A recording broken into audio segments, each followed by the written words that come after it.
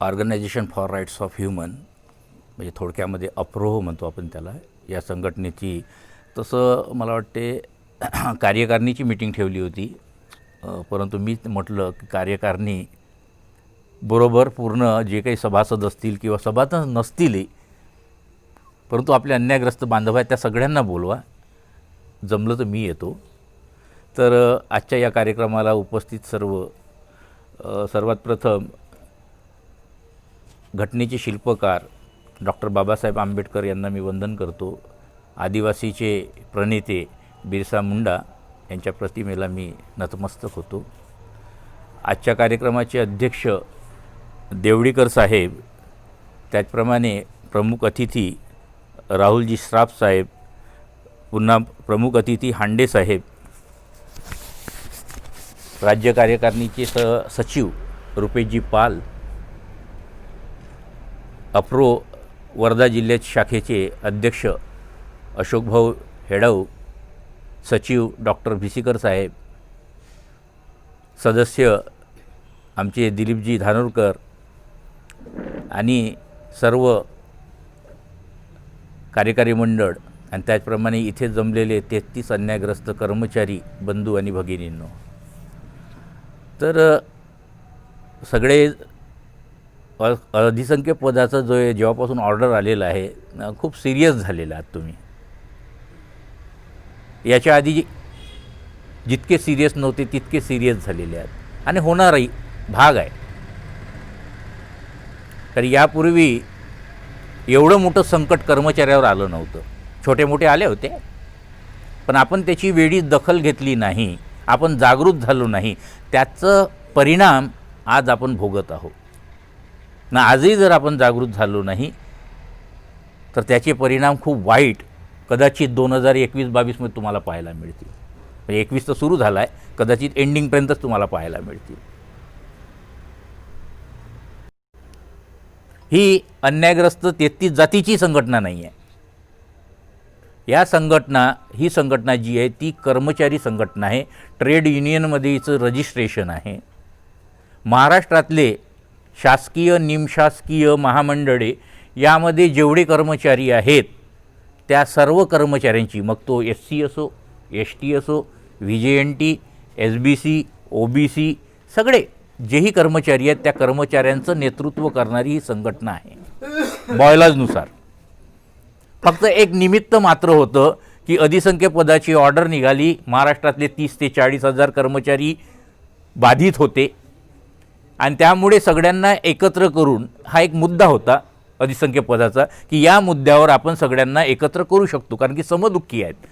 मग तो हलबा असो, माना असो, गोवारी असो, कोडी असो, महादेव कोडी, ढोर कोडी, टोकरे कोडी, इकडे छत्री समाज आहे, राज समाज आहे, ST मधले बरेच जातीचे नावंसुद्धा तुम्हाला माहीत नाही आहे. राज समाज आहे, इथे मला वाटते आलेले असतील, राम पिंजरकर म्हणून आहेत इकडे, कोरोना पॉझिटिव्ह आहे. तर ठाकूर आहे, ठाकर आहे, काठाकर, माठाकर, धोबा, धोबी, सोनझरी, सोनखत्री,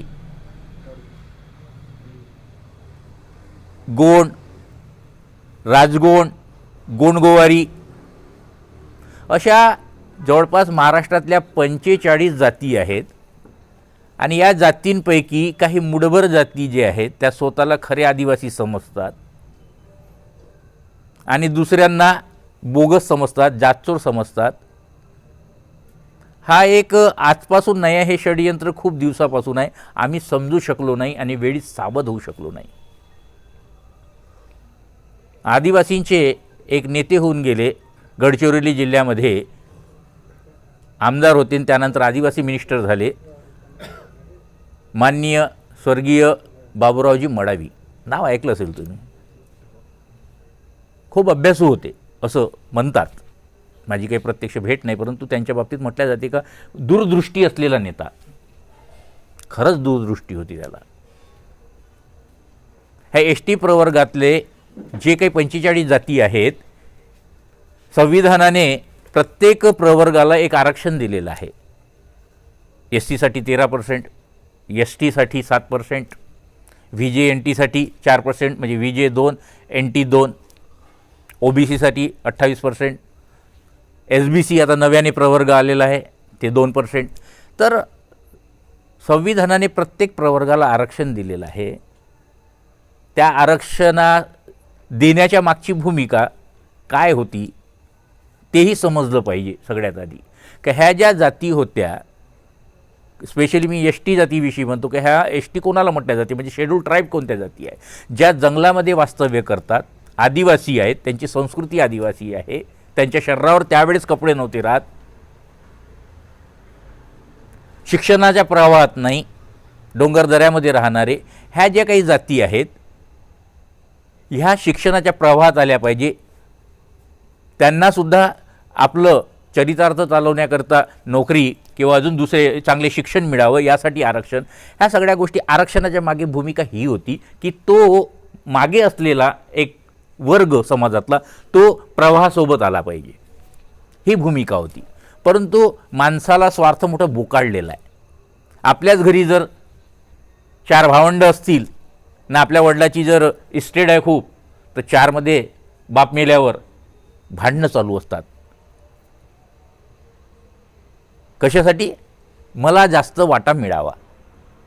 जेव्हा आपल्या घरामध्ये हे आहे, एका वडिलाची आपण लेकरं, आणि जेव्हा आपल्या वाट्यासाठी किंवा आपल्याला जास्त मिळावं यासाठी आपण भांडतो, कोर्ट कचेऱ्या लढतो, एकमेकाची खून पाडतो, अशी मी पाहिलेली आहेत उदाहरणं.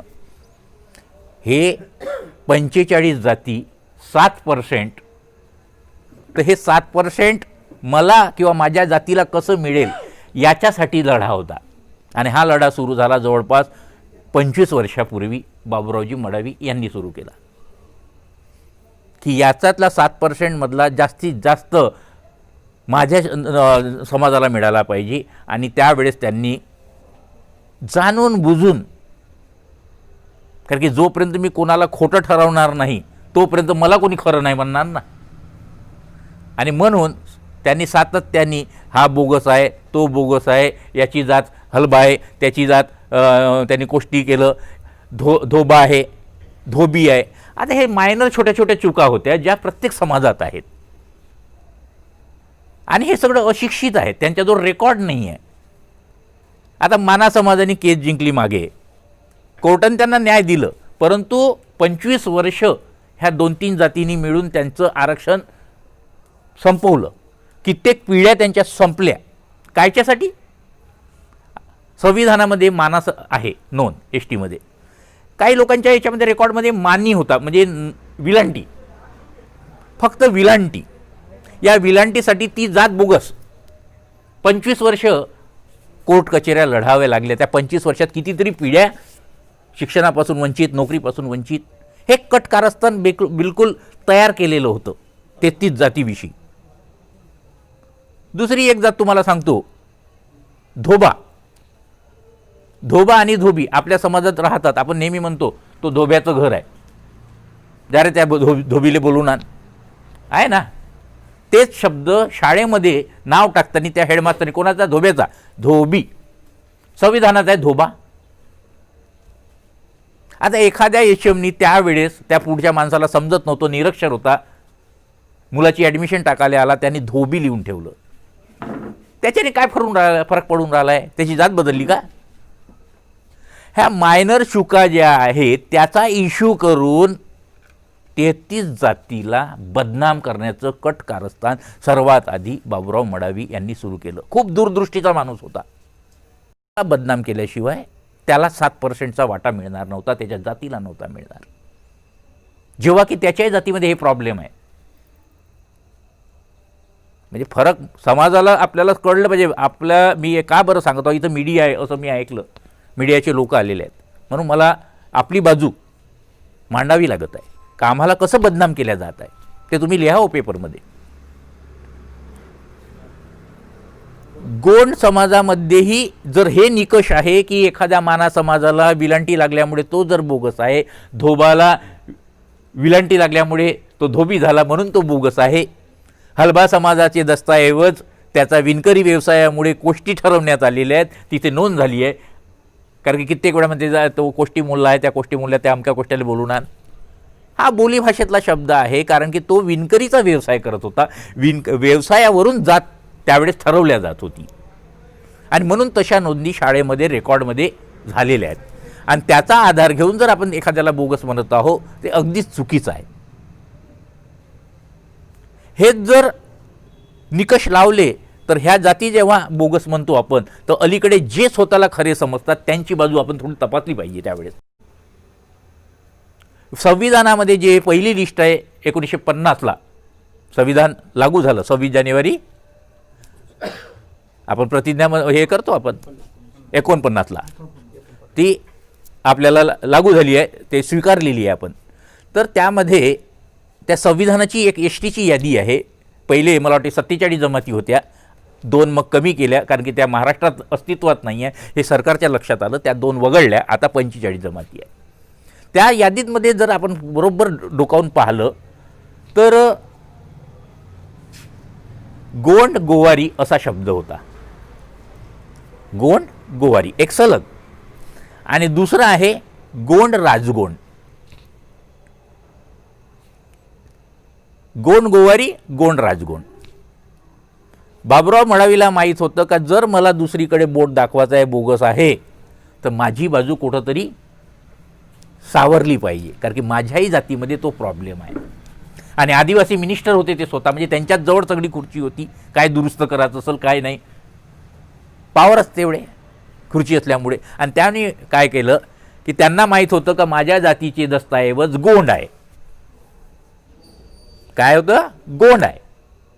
गोंड गोवारी कोणाचीच नाही आहे, परंतु संविधानात तर गोंड गोवारी आहे किंवा गोंड राजगोंड आहे. गोंड राजगोंड ही जात महाराष्ट्रात अस्तित्वात नाही. म्हणून त्यांनी काय केलं का 2000 साली जेव्हा त्यांची सरकार होती त्यावेळेस त्यांनी अमेंडमेंट म्हणजे घटना दुरुस्ती ज्याला म्हणतो, एखादी चूक दुरुस्त करायची असेल जातीमधली तर तो अधिकार संसदेला आहे, महाराष्ट्र सरकारला नाही. आणि इथून तो प्रपोजल महाराष्ट्र सरकार पाठवत असते संसदेला. त्या संसदेमध्ये लोकसभा आणि राज्यसभा या दोन्ही सभागृहामध्ये ते बिल ठेवल्या जाते आणि ते बिल बहुमताने पारित जेव्हा होते तेव्हा त्याचं कायद्यात रूपांतर होत असते. नंतर बाबुरावजी मडावी यांनी आपलं अमेंडमेंटसाठी पाठवलं आणि ते अमेंडमेंट करून आणलं. काय केलं? गोंड राजगोंड, गोंड राजगोंड, त्यांच्याजवळ 2 ऑप्शन होते, गोंड गोवारी, याच्यामध्ये स्वल्पविराम टाकून 2 वेगळे. त्या गावामध्ये मी शिक्षक जिल्हा परिषदला खेड्यातच नोकरी करतो, तर जिथे गोंड समाज आहे तिथंच गोवारी समाज आहे, आप्तभाव आहे, संस्कृतीसारखी आहे त्यांची. पण त्याला माहीत होतं त्यावेळेस की मी जर गोंड गोवारी यामध्ये जर स्वल्पविराम टाकलं आणि गोवारी जर वेगळा करून दिला तर माझ्या गोंडला तर मिळेलच बेनिफिट, पण गोवाऱ्याला मिळेल, म्हणजे एक प्रतिद्वंदी तयार होणार पुन्हा जन्माला घातल्यासारखं. म्हणून त्यांनी तिथं स्वल्पविराम टाकलं नाही तर गोंड राजगोंड मत टाकलं, कारण की राजगोंड नावाची जात पूर्ण महाराष्ट्रात कुठेच नाही. अभ्यास होता त्या व्यक्तीचा. आणि म्हणून त्यांनी काय केलं, गोंड राजगोंडमध्ये स्वल्पविराम टाकायला लावलं. ती घटना दुरुस्ती अमेंडमेंटसाठी पाठवल्या गेली सेंटरला, तिथून त्यांनी करून आणलं. आणि आज जो स्वतः बोगस, कारण की त्या निकषाने तो स्वतःला खरा आदिवासी, त्याचे जे पिलावड आता तयार झालेली आहे समाजात, ही पिलावड स्वतःला खरे आदिवासी समजतात आणि दुसऱ्याला बोगस समजतात. हा फरक मीडियापर्यंत गेला पाहिजे. फक्त मीडियाला एकच बाजू दाखवण्यात आलेली आहे, एकच बाजू दाखवण्यात आली आहे. सातत्याने लिखाण होऊन राहिलेलं आहे वृत्तपत्रातून. आणि त्यामुळे काय झालं का आमची मानसिकता एवढी पोहोचून गेलेली आहे की खरंच आपण बोगस आहो का. काही लोक तर स्वतःला बोगस समजायलाही लागून गेले आहेत, कारण की एक मानवी एक कृती आहे, एक प्रवृत्ती आहे की एखादी गोष्ट सतत वारंवार आपल्या डोक्यावर हॅमर केलं तर आपण तसं स्वीकारत असतो, आपण तसं स्वीकारत असतो. तर हेही सुद्धा जे निगेटिव्ह बाजू आहे ही आपण कदाचित स्वीकारलेली आहे, अंगवळणी पडून गेलेली आहे. तर कुठेतरी याला ब्रेक लावणं गरजेचं आहे, आपली बाजू मीडियापुढे मांडणे गरजेचं आहे, हे असं मला वाटते. हे गोंडच्याच बाबतीत मी उदाहरण दिलं, दुसरे मी उदाहरण देऊ शकतो. गडचिरोलीचा जो आजूबाजूचा सिरोंचा वगैरे भाग आहे, इथला आम्ही सर्वे केला, इथले दस्तऐवज बोलवले, पुरावे बोलवले जुने. बुरुड एक काय म्हणते टोपली विणणारा समाज, टोपली विणणारा माहिती आहे ना आपल्या टोपल्या, त्या विणणारा जो समाज आहे त्याला म्हणतो आपण, त्यांच्या याच्यात बुरुड हा शब्द आहे. बुरुड जात मान्य आहे मला की तेही एस टीमध्ये आहे जात, परंतु यांच्यामध्ये उच्च नीच जाती आहे, जसे आपल्यामध्ये राहतात की नाही तशा यांच्यामध्ये आहेत. गोंड म्हणजे थोडंसं हाय, प्रधान थोडीशी लो, आणि बुरड म्हणजे जास्त आदिवासी असे ते स्वतःला समजतात. आणि म्हणून कित्येक बुरडांनी नंतर गोंड समाजाची म्हणजे गोंड ही कास्ट सर्टिफिकेट काढली.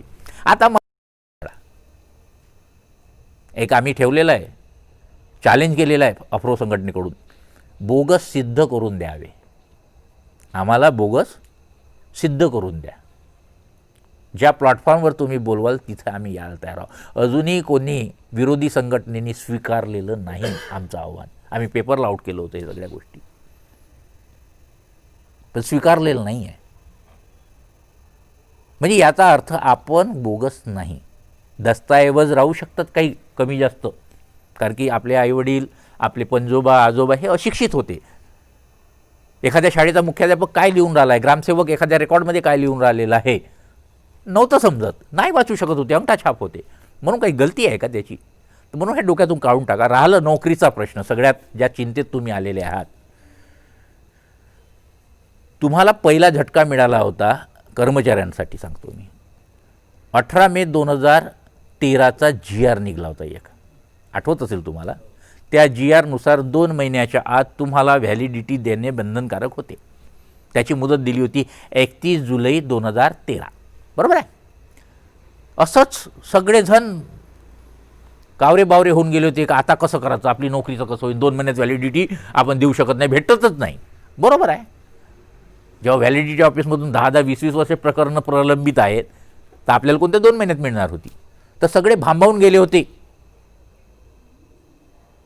डिप्रेशनमध्ये गेले होते कित्येक लोक. तेच इमॅजिन करत होते का 2 महिन्यानंतर माझं काय, माझी नोकरी काय, आणि गेली तर मी माझ्या परिवाराचं कसं पालनपोषण करणार, माझे मुलं शिक्षणाचे आहेत, मुली लग्नाचे आहेत, कोणाचं काही आहे. ह्या विचारचक्रामध्ये आमचा कर्मचारी तेव्हा सापडला होता. पण त्याच वेळेस जर आमच्या कर्मचाऱ्यांनी एक युनिटी स्वतःची तयार केली असती, स्वतः आमचा कर्मचारी पुढे येऊन ह्या सगळ्या बांधवांना एकत्र जेव्हा आणला असता, कदाचित आज जी वेळ आहे ना 2020-21मध्ये, हा जो 19चा GR निघाला 21 डिसेंबर 2019चा, हा कदाचित निघलाच नसता. आपण एकत्र आलो पाहिजे. एक काडी कोणी तोडू शकतो नाही का. आणि 4-5 गाड्याचा झुमका, ते आपण कथा ऐकलेली आहे. ऐकली म्हणजे का, मला वाटते शाळेत शिकत असताना ती 2ऱ्या-3ऱ्या वर्गामध्ये भाषा रचनामध्ये ते होती. शिकलो आपण एकीचे बळ शिकलो, सगळं झालं, पण ते विसरलो, अंमलात नाही आणलं. आपण शिकतो पण आपलं ज्ञान फक्त पुस्तकी ज्ञान आपण ठेवतो, ते जीवनामध्ये आपण वापरत नाही, आणि त्याचा परिणाम हा आहे. आज जर कर्मचारी एकत्र आलो असतो आतापर्यंत, आज 13 आणि आता 20-21 लागलं आता, तर या 7 वर्षात तुम्हाला वाटते का प्रॉब्लेम राहिला असता? मला तरी नाही वाटत बा का हा प्रॉब्लेम इतका चिघळला असता, आतापर्यंत आला असता. पण आपण तेव्हा लक्ष दिलं नाही. आपण राहिलो आपल्या नेत्यांवर विसंबून, आपण राहिलो आपल्या समाजाचे जे नेतृत्व करणारे लोक होते त्यांच्यावर विसंबून राहिलो. त्यांनी म्हटलं मोर्चा निकालना है, अपने को बंबई जाना है, चलो बंबई, नारा दिला, बंबई चाललो. आझाद मैदान, चलो आझाद मैदान. मग 2 महिने नाही जात, हिवाळी अधिवेशन नागपूर, चलो नागपूर, चालला नागपूर. म्हणजे आपण आंधळ्याची भूमिका केली. ते ऑर्डर द्यायचे, आम्ही वागायचो. त्यांनी म्हटलं हे तुम्हारे डिपार्टमेंट से 2 लाख रुपये मेरे को होना, संघटना चालवायची आहे, 2 लाख रुपये पाठवून द्या. LIC वाले 2.5 लाखाचा चेक आम्ही व्हॉट्सअपवर पाहिलेला आहे. 2.5 लाखाचा चेक व्हॉट्सअपवर पाहिलेला आहे LIC कडून. रेल्वे डिपार्टमेंट, हां तुम 5 लाख भेज दो. बँकवाले, हां तुम्ही 10 लाख. टार्गेट देत होते, टार्गेट. आजही तेच पद्धत आहे. आम्ही देत गेलो पैसा. आम्हाला असं वाटलं की आम्ही पैसे दिलो, आमची जिम्मेदारी संपली, आमचे नेते आमचे प्रश्न सॉल्व्ह करून देतील. अरे करोड रुपये जमा केले, आजच नाही, गेल्या 40 वर्षापासून हीच प्रक्रिया चालू आहे. आम्ही देत जातो, ते मस्तपैकी ऐश आराम करते, विमानामध्ये फिरत जाते, सोंग दाखवते का मी दिल्लीला गेलो होतो, गडकरी साहेबांना बोलवलं होतं, अमक्यानं बोलवलं, तमक्याने बोलवलं, आम्ही मिटिंगला गेलो, इकडे येऊन का एकही शब्द सांगत नाही. तुम्ही एक तरी आम्हाला अचिव्हमेंट दाखवा. असं कधी पलटून विचारलं? कधीच नाही. आणि म्हणून आपले नेते जे आहेत ते नेते गब्बर बनले. आपलं स्वार्थ साध्य, कोणाचं स्वार्थ होतं पैसा जमा करणे, कोणाचं स्वार्थ असतं की मला एखादी कोणत्या तरी याची सीट मिळाली पाहिजे, विधानसभेची, विधान परिषदेची आतमधून. तर सगळ्यांनी आपलं जे काही होतं किंवा प्रभाव पाडून मला दुसरी रेजिम, तिसरी रेजिम, कारण की कसं असते राजकारणामध्ये एखाद्या माणसाच्या मागं जर वोट बँक असेल तर त्याला राजकारणी माणूस पटकन आपल्याकडे खिचून घेते. हाच झालेला आहे 40 वर्षात. आपण वेळीच सावध झालो नाही. म्हणून सगळ्यात पहिला दोषी आहे आपल्या समाजाचा ज्यांनी नेतृत्व केलं आहे तुमचं, तो पहिल्यांदा दोषी. तुम्ही डोळे झाकून त्याच्यावर विश्वास ठेवत गेले, तुम्ही दोषी. आणि म्हणून ह्या सगळे खाचखळगा मी जवळून पाहिलेले आहेत, ह्या सगळ्या नेत्याच्या पाहिलेल्या आहेत. कारण 2013पासून मी पूर्ण स्वतःला 24 तास ह्या गोष्टीला दिलेला आहे. त्याच्याही आधी सामाजिक कार्य करत होतो, तो भाग नाही, परंतु 13पासून तुम्ही सतत अगदी जवळून पाहिलेला आहे.